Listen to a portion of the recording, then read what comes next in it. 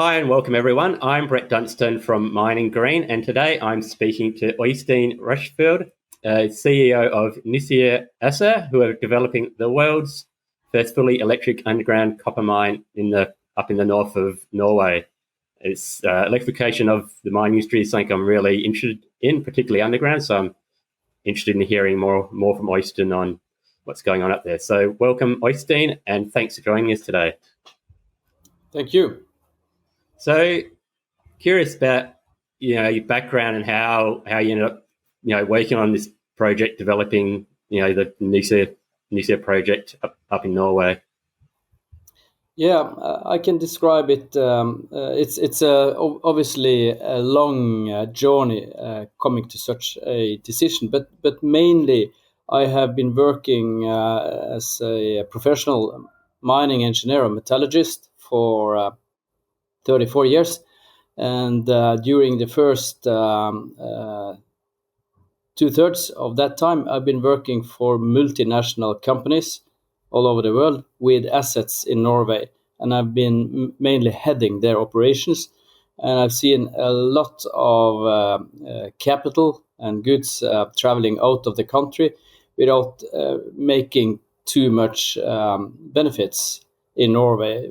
And that is just how it is. That's the multinationals are professional. They're doing a very good job, but it doesn't create that much local value. So I decided at some time that I should personally do something about it and see if we could start up a new mine in Norway that would be owned and run from Norway. And that is what we are about to do.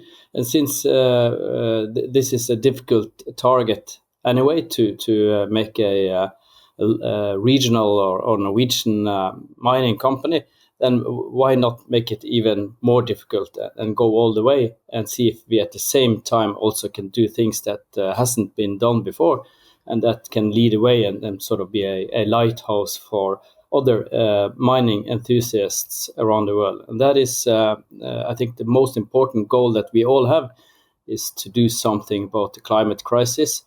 And we can do two things. In the mining sector, we can produce those valuable metals, but we can also produce them in a way which solves the problem and not just makes the problem bigger by having CO2 emissions from mining. So cutting the emissions from mining it's actually a must, in my opinion, because we will have to be part of the solution.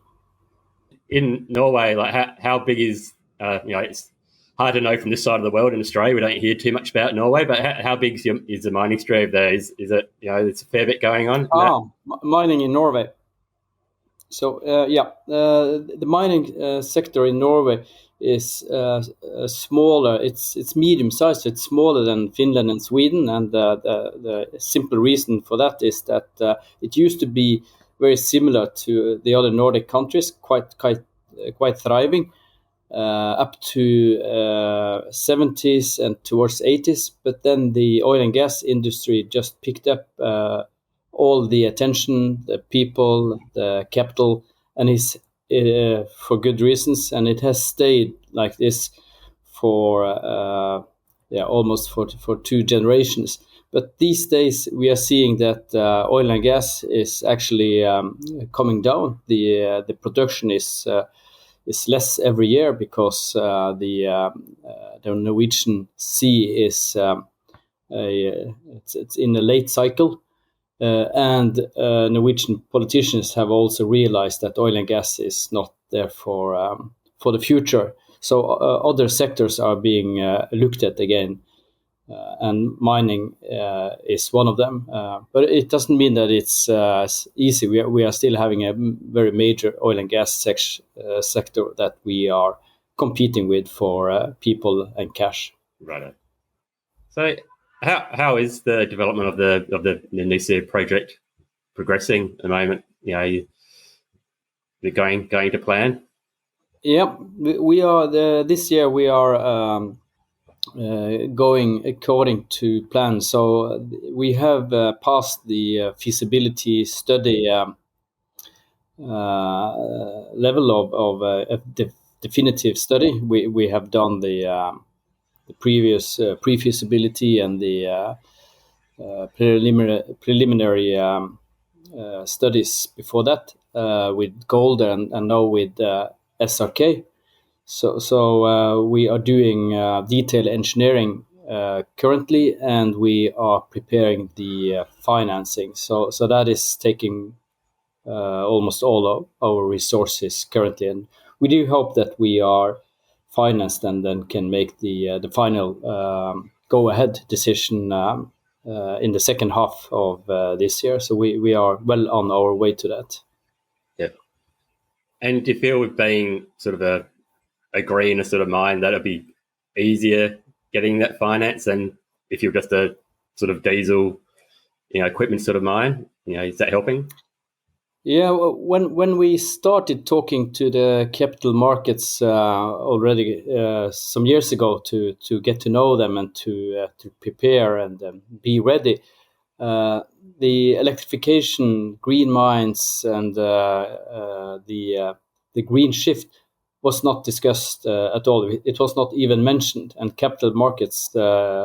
Even when the machinery started to become available some years ago, there was no interest from capital markets. And then a good year ago, it started to turn, and it turned very quickly. And what we are seeing today is that at least the capital markets that we are talking to in the Western Hemisphere probably will not be that interested in an old-fashioned diesel mine project. So I think for us, it was never a question anymore, and we were anyway quite prepared for the situation, as we have been looking at electrification for quite a few years, and I would say that we were really ready for this very, very strong green shift in the capital markets.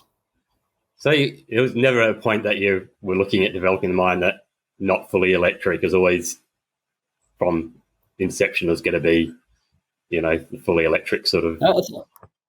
I think that in not too many years, we will be an underground mine, and I think that there will not be a long time before diesel underground will be banned in maybe first in our countries and in the European area, and then you have to do your electrification anyway, maybe in 5, 7, 8 years time.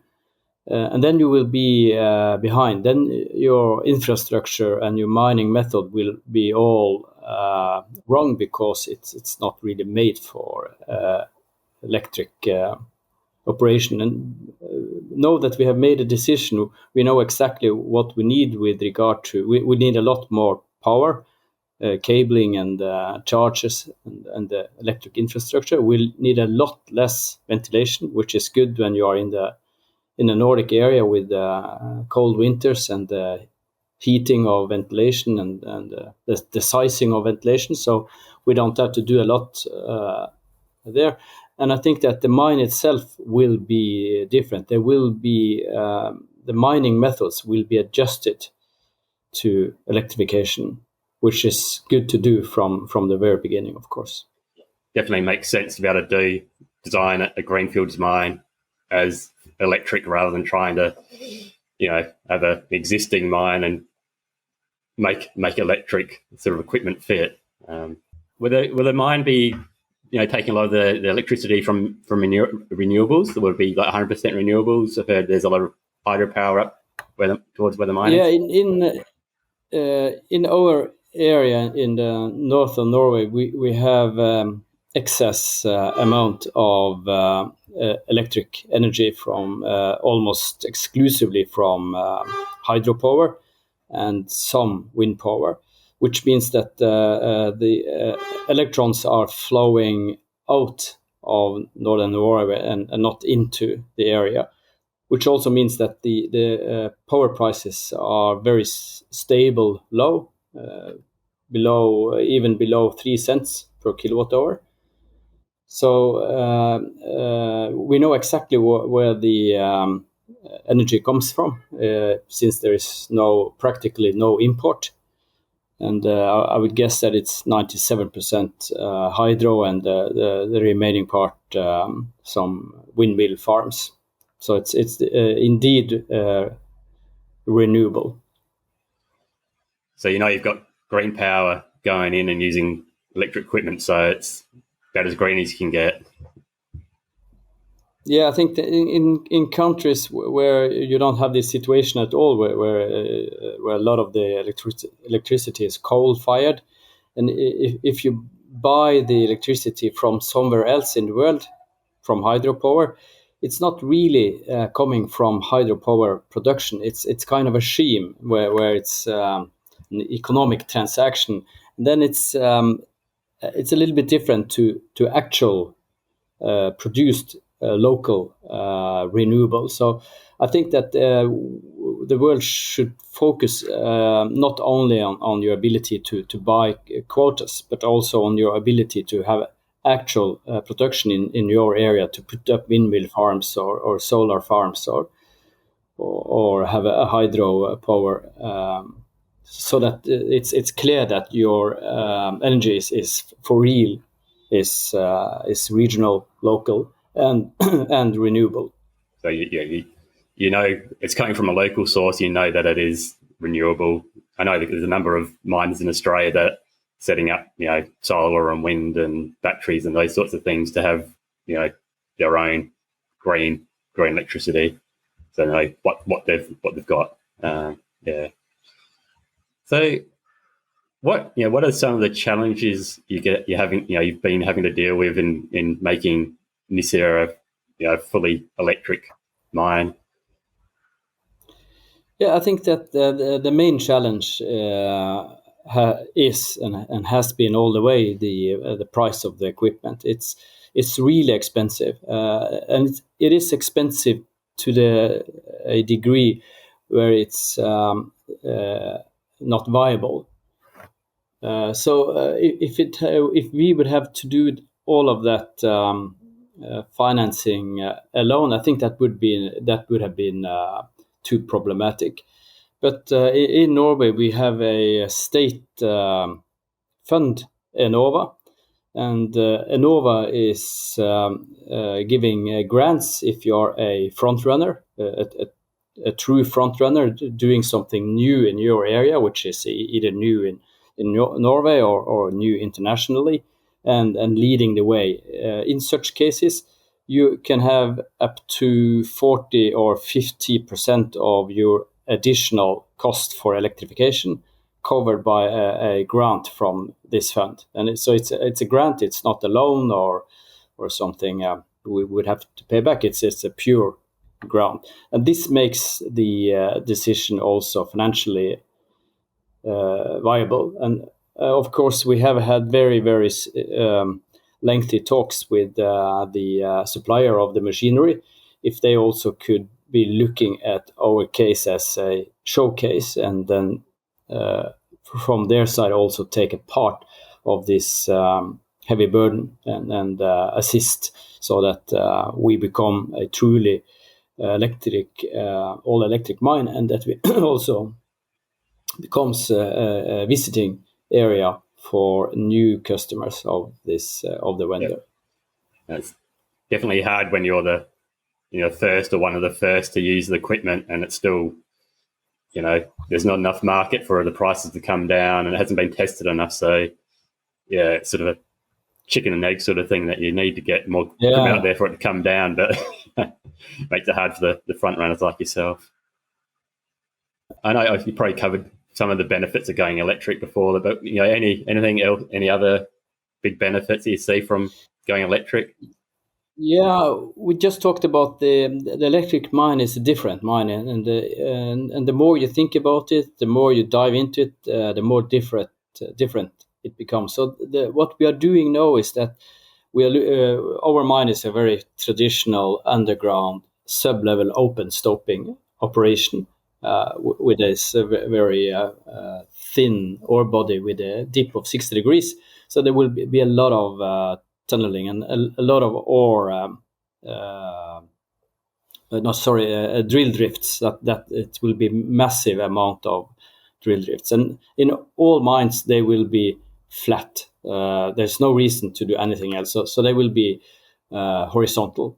But if you have for the diesel machine, that makes sense. But if you have an electric machine, you would like your drill drifts to have an inclination from the tipping point where your ore is loaded into a shaft.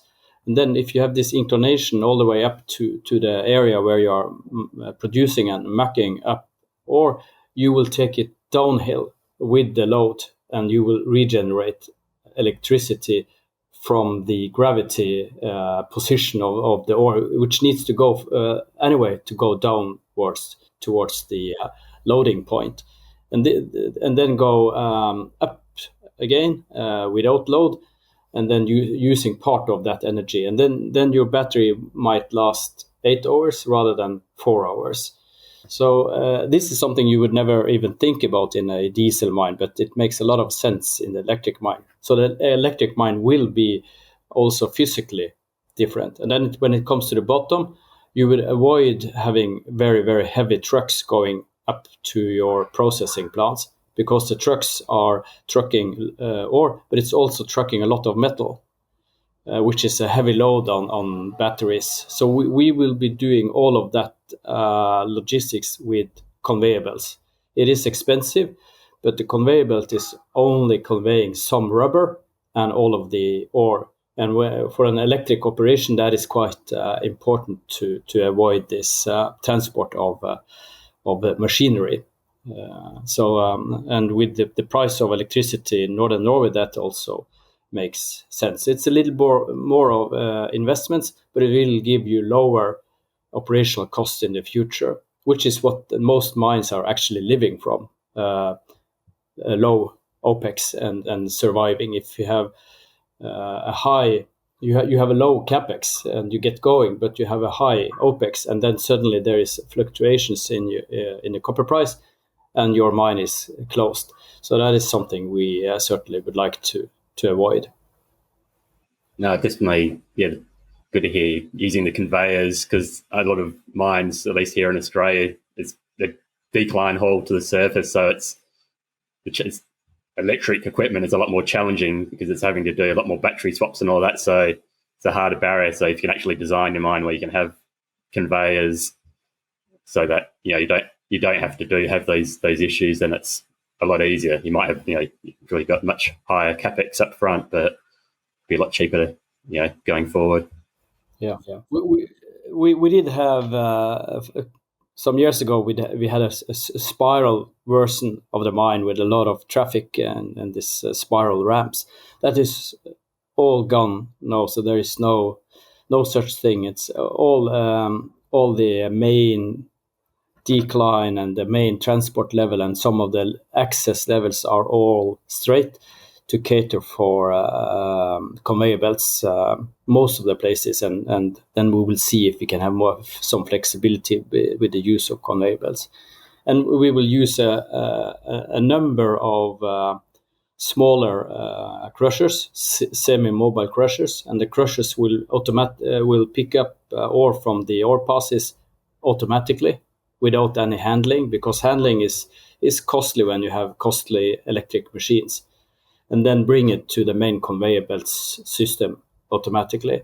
And these crushers will then move along as we move further into the mine. And we will have much more ore passes than in a diesel mine. So the ore passes will be fairly close to each other. They are costly, but which means that the transport of ore in the drill drifts to the ore pass will be so short that you can use LHDs only. And again, avoid the trucking, which is trucking is a problem in the electric mine. So there won't be any trucks or trucking underground? There will have to be some trucking on the development going further in, but for operation, we will try to avoid trucking at all. And have you been? There's a few other mines around the world that are gone or going electric. Have you been learning from any of these of what does or doesn't work and those sorts of things?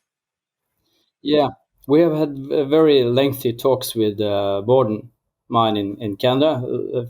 Fantastic, enthusiastic people up there, and we still have contact with some of them, and we have been able to get a lot of information from them, and we will share our information with anyone. Anyone can come and visit us or ask for all the details. There is no competition in the world with regard to electrification. It's all we are all on the same team.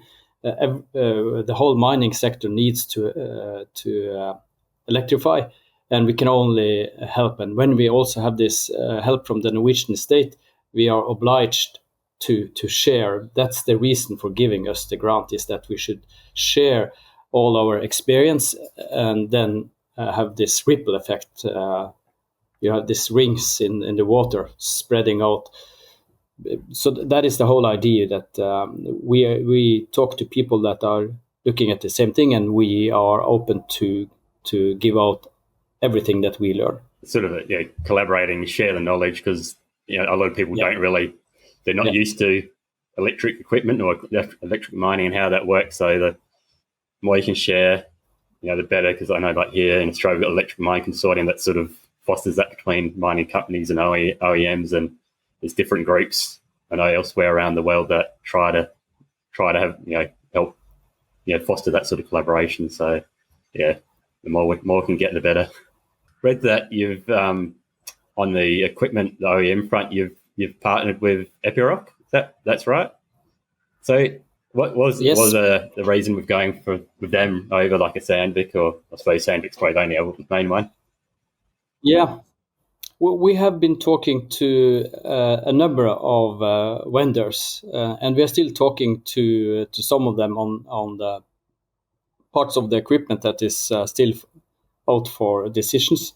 But for the main machinery, the key machinery, we talk to the European companies only. It's a lot about standardization, and we think that we need these companies fairly close to us. So we have talked to a few companies, 3-4 companies, and the competition ended up with 2 of them in the lead, and obviously that is Sandvik and Epiroc. And they were extremely tight and close, and both doing a lot of good job. And I think that both of these two companies would have worked perfectly well. We did choose Epiroc for some reasons. On the they were leaning forward a little bit more to be there on site with and doing some more work with this the Norwegian entity, which will be our contact point in the when the party is over and we are going back to ordinary days, ordinary production. They will be quite close to us and assist us. So we did choose Epiroc. We found that they were a small bit better, but we can certainly recommend both Sandvik and Epiroc. It's not a lot of a difference. And then we are looking at the all the other machines that are these assisting machines doing all these smaller operations, and we are looking at mainly Normet and McLean, and they haven't finally decided yet. It's hard to get your hand. There's plenty of OEMs to get your head over. I suppose it's just making sure you choose the right ones that fit for your mine, and the support is probably like you said, it's probably the big thing. Having a local team definitely helps. Being electric, has that helped with getting locals on side? Getting your social license to operate and all that, so that you've got community behind the mine, or you think they would have been behind it anyhow? The community is absolutely working proactively to have mining arriving to their local community. They have had copper mining earlier. They know perfectly well the pros and cons of mining, and they have made a very educated decision in their political boards in the local municipality. So for them, it is all about having a small small town in northern Norway, turning around this situation where people are moving away and focusing on surviving as a society. So for them, it is all about having new jobs and new life and activity into their area. They is certainly positive to electrification, but it's not a thing that is critical for them. They never asked us to do electrification, so that there's no such connection really. And that's good to hear. I suppose it's quite it's not a hugely populated area, and I suppose it's you can quite easily go one way or the other. So it's good to have the community on side behind you. Makes getting the project up and going a hell of a lot easier than if they weren't so in favour. Yeah. I think that for the locals, it is most important to have a new company coming and with a couple of hundred employees. The very local area has 1,000 inhabitants. It's the local community, and the local municipality have 10,000. So it's a big working place for them. But for the regional politicians and for the parliament members from northern Norway, for them the electrification is an additional good argument when they are meeting other groups or parties that are not that interested in mining at all, or doesn't understand the connection to the green shift and the need for some metals. So for them, it is obviously quite important that we are electric. It's good to have as many ticks against the project as you can, and I suppose it's just one more positive to add to the list. I know it's not super remote, but up in the north of the country where the mine is, it gets quite harsh sort of conditions. Like would that pose any problems with the electric gear, like working that I suppose I know you'd be underground, but pose any problems? Well, actually, it's good you ask, because the answer is not exactly what you would expect. Because a lot of people that I meet in Toronto or London or Zurich or wherever we travel to talk to suppliers or capital markets, they have this idea that northern Norway will be harsh climate like Siberia or Alaska, but actually it's not the case at all. In northern Norway, people never realized that they were in an Arctic area or that they were different from southern Norway. It's not such a big difference, and the reason for that is the Gulf Stream. So the Gulf Stream brings relatively warm water up the coast of Norway, all the way up to the top of Norway, which is then bordering with Russia, and then the heating effects stops at the end of Norway. And as you go into Russia, I think everyone knows that Russia and Murmansk have these icebreakers, atomic icebreakers.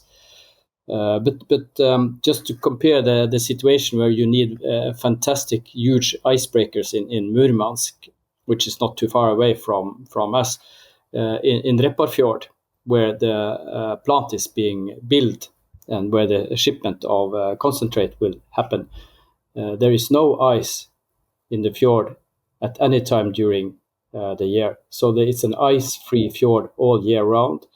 And the coldest temperatures in the winter is like -10 and maybe -15 at the worst, which is not really anything to talk about if you're in inland Canada or inland Sweden or Finland, where you might have -30 or -40. So it's really in the winter times in January there might be up in the hills some rough winds, but not much snow really.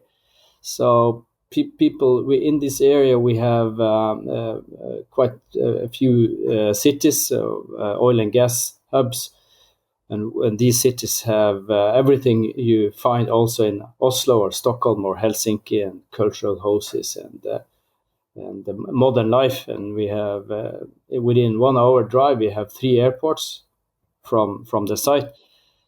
2 of the airports with direct flights, Boeing 737 flights to Oslo, and one of the airports can also take Boeing 747 and Airbus A380. I actually seen 2 747s at this airport at some time, with people coming to see Santa Claus. So it's fantastic infrastructure, highways open all year round. So it's not a harsh climate. It's pretty much just normal Norway. Compared to Australia, it's be harsh, but for anyone that's used to a little bit of cold, then it's probably fine. Yeah, that sounds like it's well set up with respects to infrastructure and all those sorts of things. So it's not too many. So it's not really too many big hold ups or big issues that that's going to be causing too many big problems up there. I know you've got your DFS coming sort of towards the later this year. But how far off before you're going to start getting into the mining, breaking the ground, and start getting going? Yeah, I do hope that we can do preparations this year for the portal and for the establishment of the underground mine contractor at the end of the year before winter sets in. And then we should be starting actual mining or the decline and the development in the spring of next year. And then it will take some time before the decline enters the ore body area and then starts spreading out into to the transport level and to the ventilation top level and ore passes and drill drifts.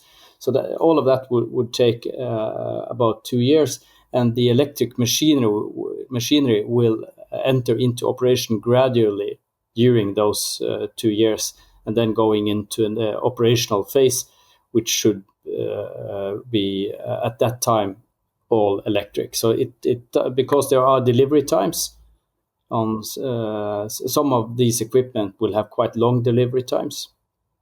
And it's not being better these days with all this things happening with components and steel, and so we do have to be a little bit patient until all the machinery is in place. It will be one by one machine over some 2.5 years arriving. Getting the decline, I just thought you need to get your decline in a bit to be able to do some more exploration drilling, or you think you've got plenty of holes into so you're confident with the ore body? We will be continuing drilling from the main decline all the way down to the transport level, which is 300 meters below sea surface, and then as we go further into the ore body has currently a strike length of 10 kilometers. So it's quite massive, and as we go along on the deeper transport level, where you also will have the conveyor belt, we will continue the exploration from the transport tunnel, and then there will be core drilling all the way, like every 60, 70, or maybe every 80 meters, and in a fan going all the way in. We do have drilling in these areas, but the drilling at that depth is more sparse, and we mainly have inferred material. So yes, the drilling will continue. We can also drill deeper from that level, because it's the Nussir orebody is sitting in the Nussir mountain, and as you go up the mountain in order to drill deeper, it goes, in the end it becomes just too deep for drilling. We have the Norwegian record of deep drilling on land as well, and the ore body just continues and continues. We have no idea how big the ore body is, because there is currently no end. So you could be setting up for quite a long life mine. You don't really, I suppose, know how much is down there, but it could go on for a number of years. Yeah, we do see this type of deposit, which is very, very similar to the African copper belt and the Polish Kupferschiefer, and it's quite unique. It's not very often seen around the world. It's a rare type of deposit, but these deposits are typically extending for hundreds of square kilometers, and the Nussir deposit could be similar to this, but we just don't know, because the drilling is too demanding and too expensive to continue, and we'll have to start operating and then continue drilling as we operate. So obviously, as we have seen in Africa and Poland, the operations could continue for 50 years and maybe 100 years.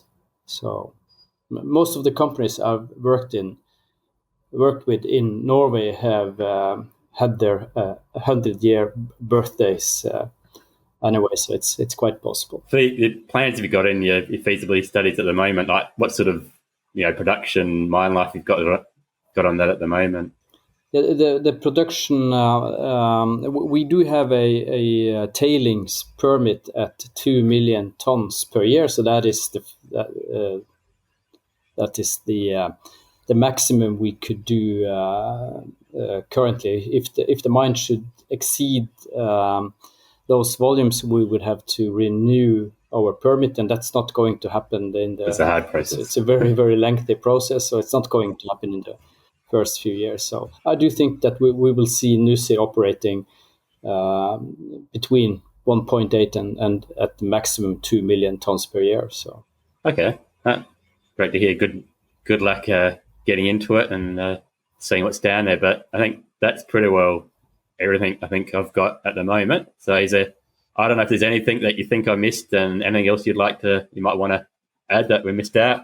Yeah, I think what's important, it's also important to mention that the ore body itself is quite unique, being one of the cleanest ore bodies in the world. There's absolutely no other sulfides than the copper sulfides. There are no meaningful levels of other bad metals like arsenic and cadmium. These kind of metals, it's all clean down to the low ppms.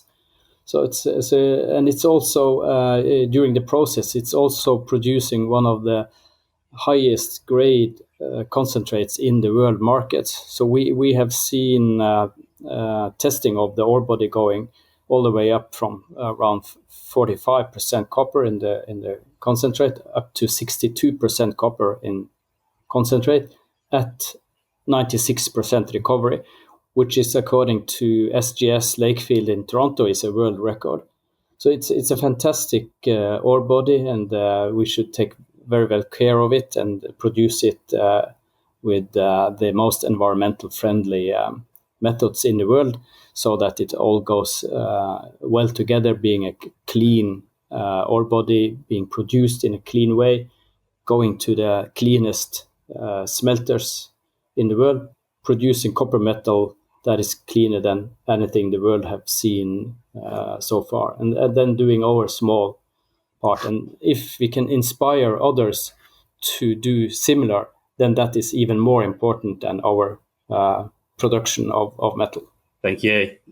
Thanks for your time. That's all I've got for now. But thank you, and all the best with getting Nussir up and running. Interesting to watch how it goes. Excellent. And thanks to you, Brett. Thanks for the work that you are doing.